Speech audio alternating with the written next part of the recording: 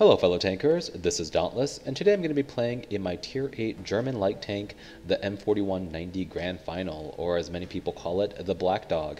Now the Blackdog is a light tank that I actually struggle with. It's not my favorite light tank. It's got awesome DPM and maneuverability, gun depression, whatnot, but I feel like when I play this tank, I die very easily. Now this could be my lack of experience with American light tanks, which this kind of imitates the Bulldog and the T49 whatnot. And I'm so used to playing my Chinese light tanks, which are much lower profile and harder to hit. And again, a lot of good players own the Blackdog, and maybe it's because of that. Maybe when people see this black paint job, they decide that they need to shoot it. But I seem to die a lot in this vehicle, and it's kind of hindered my ability to get my third mark in it, which I've been working at, and I actually got it the other day, which was very hard to do. I had to do over 3k damage, I think, for 8 games in a row to push it from 92.5 to 95, and I think one of those games I did 6k combined of spotting and normal damage, to show you the caliber of games you have to 3 mark this thing. Anyway, that being said, you're going to see me shooting a lot of gold ammunition in this game because I am trying to mark my tank, and you need every little bit to go towards your mark as possible, and so I will give you that disclaimer right at the beginning. This is a tier 8 game, which is a dream for this tank in the past before light tanks were revamped. This kind of matchmaking was unheard of, and this makes this vehicle, or this kind of matchmaking makes this vehicle extremely fun to play. But unfortunately, that just means there's a lot less HP for me to shoot at, and so I'm going to have to be somewhat aggressive if I want to get enough damage, which I am aiming for that 3k mark to push my mark upwards. The enemy lineup has a blue tiger. He's probably going to be pushing around this hill. I'm not really too worried about him or any of the heavy tanks, but this tank has great DPM, and I'm running chocolate on it actually, which is something I've never done up until now, to run a premium consumable like that, but I just realized that I need just a little bit more to help me with marking this tank, so that is why I chose to do so. So we'll get the game started. And there are multiple things you can do with a light tank in this kind of situation. With one arty, it would be pretty easy to push around this corner and get shots off as things are pushing around. You could take the lighthouse, which is something that I do occasionally, but this vehicle is not quite quick enough for me to get up there without probably taking a hit. And again, it's a large profile, meaning that tanks coming off their enemy base would most likely land 1 or 2 shots into me, and I really don't want to handicap myself at the beginning of the game so quickly. So this is a position that I really like to take, and I think a lot of you players like this position as well. But I push forward here hoping to light something coming across. The emo gets himself lit, and I'm able to put in a nice average roll, 250 exactly. Put another shot in, hit the ground. This gun is not the most accurate, especially when I'm not fully aimed. Hoping to get that third shot, which I am able to, and the roll is nice and high, putting my damage up to 520. I'm trying to get a shot on that VK, and unfortunately, their VK 3001P is able to put a nice shot into me there. Just the top of my turret was exposed. And so this rock right here is beautiful for 2 reasons. One, it protects me from artillery, and it also protects me from any tanks coming up behind me, because there's this other rock right here. So if any tank tries to come around, unless they're all the way over here, they won't be able to hit me. So it's kind of a protection from artillery and from flankers. And this bush right here is beautiful as well, right in front of me, because it allows you to peek forward and remain from getting lit. And even if you do get lit like this, all you have to do is fall back behind this rock and you're completely safe. And I'm actually surprised that a lot more players on my team aren't helping me right here, because it's a very strong position to hold. And I guess it is because it's a lower tier game, and lower skilled players quite aren't sure how to play this map competitively. So this VK is lit right in front of me. It's surprising he doesn't light me at this close range until I choose to fire, which is the beauty of a light tank. You can move without dropping your camo value, and I do have a camo crew in this tank. I think it's my RU251 crew that I have in here. I peek around hoping to get another shot in, and this other VK, the 4503, gets lit, and I put a nice heat round into his cheek, which goes through no problem. Put another shot into the lower plate of that VK 3001P, and it's netted my damage up to 1700 already within the first 2.5 minutes of the battle, and I haven't been really continuously firing. But now things are getting a little heated. I'm not quite sure what I want to do, because we're facing a lot of tanks to my right. You can see there's the OI, there's the Hellcat, the AMX 12-ton. A lot of vehicles are just right up in my business, and the only thing keeping me from not dying is this rock right here. And there is a tiger up behind me, but he's on the other side of the hill, and he is a blue player, so I kind of want to take him out, but I realize that our Scorpion G probably will kill him before long. I peek out and I spot the VK and the Crommy. I'm able to put a quick shot into the VK, and then all of a sudden a 12-ton gets lit. I didn't think he was going to move. I really figured that he would continue to sit there and clip me out, which in my opinion would have been the right choice for him to do because he had so much HP, but he takes one shot and backs off, and this causes me to miss my shot, but at the same time it allows me to relocate. And the reason I'm pushing back like this is because the Cromwell and the OI, I feel like they might push over, and if that happens and the Scorpion G is sitting where he is, I feel like if this Scorpion G suddenly decides to pop out right here, he could easily kill me along with the help of this Cromwell. And so I'm trying to get myself into a position where I can actually do something without risking the rest of my life. 760 HP is not a lot, especially in this situation where the game could easily roll to their favor, and if that happens, this map really doesn't have a lot of places you can run and hide. So I'm really hoping to get another shot into this AMX 12-ton. I'm hoping that he'll back off and allow me to get a shot. I should have stayed there the second I saw him get hit because I knew he was going to fall back, but I'm getting a little bit antsy and I decided to relocate. I want to get into a position where I can actually hide. And this bush is actually quite nice for this because it allows me to spot things that are in the middle. And hindsight, I should have backed off a little bit more so I didn't get myself lit.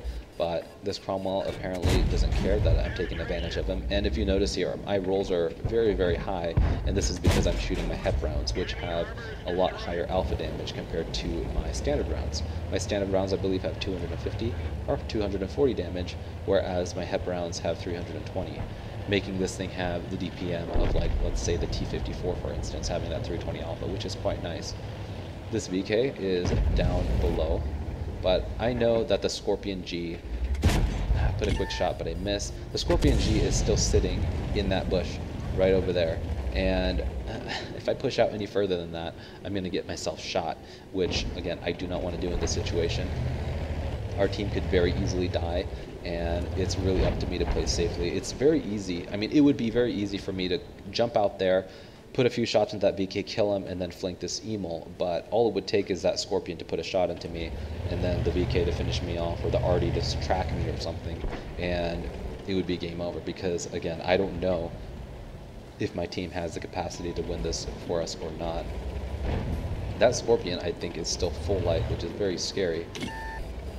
I don't want to push forward to take the shot here because I don't know where that Scorpion is sitting, where he has an angle on me, and so I play it safe. I back off, and then I notice that the 12-ton is pushing towards the Scorpion G, meaning that the Scorpion will most likely get lit here pretty soon. And yep, I was right, there he is. I know he just killed our 12-ton, meaning he's still reloading, and I figure he might pop out, and so sure enough he does, and I'm able to put a nice shot into his turret. And he is still quite healthy, and so I gotta be really careful if I want to play smart enough to take him out. Now the VK kills our KV2. That's 2 tanks down, and now it's getting a little bit more close of a game now that we've lost our light tank. And I'm waiting kind of for our VK and our T20 and our FV to push around this corner because this VK is completely preoccupied with me, and I'm hoping that he will be distracted and turn around. I pop out really quick just to see if I was going to get myself lit, which I did, and I'm just like, at this point I'm kind of getting impatient because our guys are just getting massacred by this Emil, and I want to be able to kill the Emil once he's finished clipping because I'm not sure if our guys are smart enough to push forward and finish the job or not. But this VK is turning completely around now, so I realize it's a great situation, a great chance for me to push forward. Put a nice heat shell into his upper plate, which goes right through it, and I realized that the Scorpion got lit again.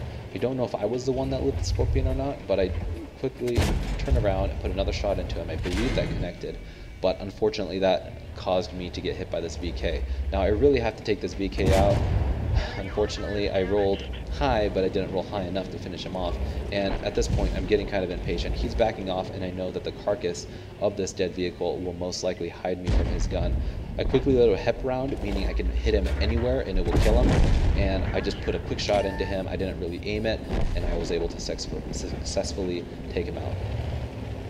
Now it's down to us and the Scorpion G, and this is going to be hopefully an easy win from this point on. I've already done 3,300 damage, which is, I am the top tier, but that is, a good amount of damage. At this point, I realize I can afford to be a little bit more risky because I have got my goal of 3,000 damage, which is what I wanted, and this means that my marks will not go down. I believe around this time they were sitting right around like 93 or 94%, and I needed that 3k damage to push me up another 0.2% or something like this. So I get up here. I still think that that Scorpion is sitting in that bush. I'm not entirely sure, but I decided that I should start shooting in that general direction. I saw the explosion of my HEP round hitting the dirt behind where I fired, and I realized that he's probably not there anymore. I'm waiting to see what our team does. I'm thinking the FV 4000 or 4202 would be able to light him here, and if he does, I'll be able to put another quick shot into him. But unfortunately, he is not lit. And the T-20 is pushing the base. I'm hoping that maybe artillery will get lit at some point, and in this position, if he's close enough, I will be able to get a shot into him. The FV 4202 pushes out towards their base, and I realize, okay, he's definitely not sitting up in that corner anymore. Maybe my shot scared him off. Maybe he decided to relocate when we killed his last ally. But then all of a sudden, our FV 4202 dies, and the Scorpion is lit out in the open. I have a HEP shell loaded, and I don't take into consideration here that HEP rounds actually have a slower velocity than my AP rounds, and so you can see that I'm not doing a very good job of shooting this guy. And the last HEP round unfortunately crit hit, meaning it left him at a 2-shot for me because I no longer have any HEP rounds left. So he's pushing out, giving me an easy shot, and then he gets unspotted. Now I just thought, what the heck, maybe he's around there, and miraculously, I mean, that was a 1 in a million shot right there that I was able to connect. I think my teammates didn't realize what kind of shot that was, but I mean, really, the odds of that connecting with I didn't even aim, I just kind of snapped one in that direction, and that was kind of a game changer, because if he was able to roll even a little bit high with his 490 alpha gun, he would have been able to finish me off, and then our Scorpion, which is still sitting on the base, is just completely AFK.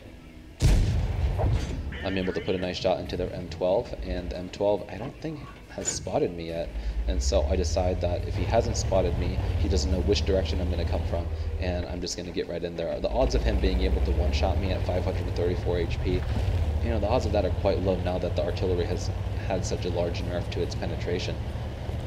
So I get my speed going, I get myself up to like 65 kilometers an hour, and I just rush him, and before he even has a chance to turn around, my speed outspeeds his traverse, and I'm able to take him out.